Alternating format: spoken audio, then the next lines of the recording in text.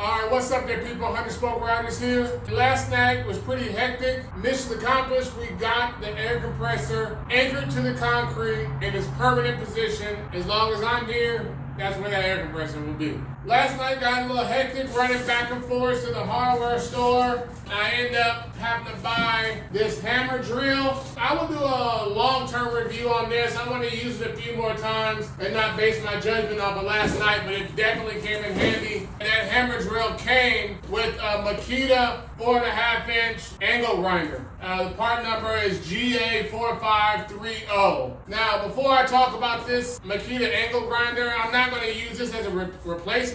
This is going to be more like my second angle grinder, because for the last 15 plus years, I've only had one angle grinder. And let me stand up and show you. This is my old angle grinder. It's an old Craftsman from Sears. I don't even understand how this thing is even still working, because it has been used and abused and has many hours. And it still works great. One thing I don't like about this angle grinder is there's no safety guards on it. I don't even know what happened to the safety guards. I think I took them off. I don't know why the safety guards are taken off, but anyway, the safety guards got lost. So for the last 15 years, I've been just doing it without any safety guards on, grinding, cutting, doing multiple things with this old Craftsman. I've learned throughout the years, half of my clothes are burned up and have holes on them just from sparks repeatedly hitting me using this old Craftsman angle grinder. All in all, 15 plus years with the Craftsman, I can't complain, man. It still works. I'm still gonna use it.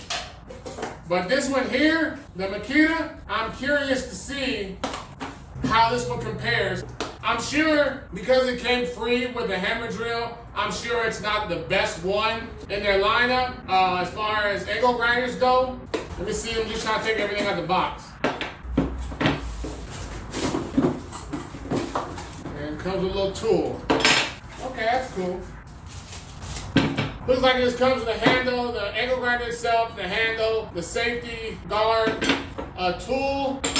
It comes with a free grinding wheel, Makita brand grinding wheel. That's kind of cool. It comes with a free grinding wheel, so it just don't give you nothing. According to this booklet, there's 3 different models, and this one is the GA4530, and it looks like it's in the middle because there's a GA4530, which is this one, and a 5030. So the fact they gave me, they could have stuck you with the 4030 beginning grade one, but they gave you a middle grade one, which was cool. To me, that's pretty cool. That says a lot about the Makita brand within itself, and I'm gonna pay attention to Makita a little bit more from now on. I got these 2 angle grinders sitting side by side. I just hooked this one up. I just turned it on. I checked it out just to kind of see the difference. I will say this, not a lot has changed in the form of angle grinders in the last 15 years, but the things that have changed, I don't think it's really a fair comparison. I think I would have to get a newer version of this to see if anything's changed, because it might be a change just because the brands are different. But from what I could tell between this Makita, this old Craftsman from Sears, for one, the first difference I see, the size of the handle. I'll start from the bottom and work my way up. The size of the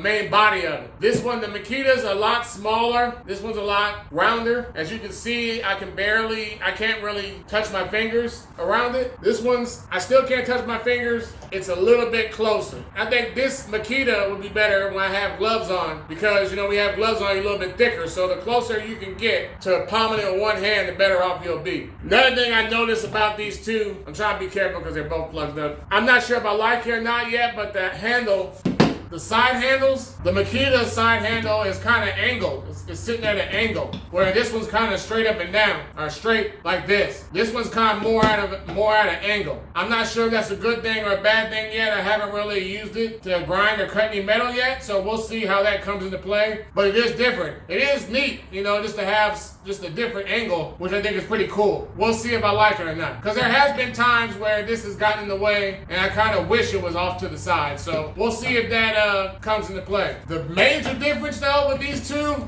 is the trigger. I'm trying to get close so you can see. The triggers are majorly different. This is my old one. This one it seems like the trigger is a lot more safety. But at the same time, I'm not gonna say it feels flimsy. There's a lot of safety factors in here. This trigger, let's see if I can do this. You just tap the trigger forward.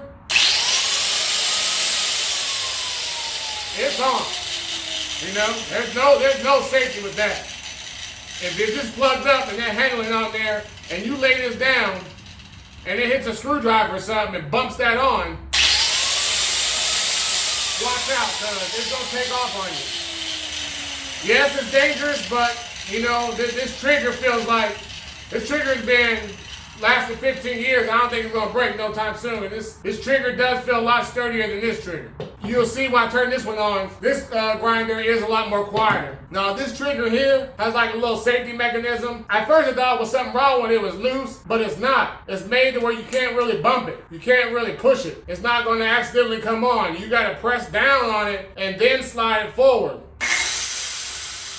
But then not only you gotta do that, you gotta press down, slide forward, and then push it, tilt it in just to lock it to stay on.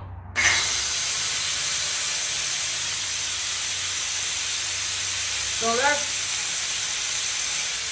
I guess that's kind of cool. You gotta do 3 things really to get this to come on.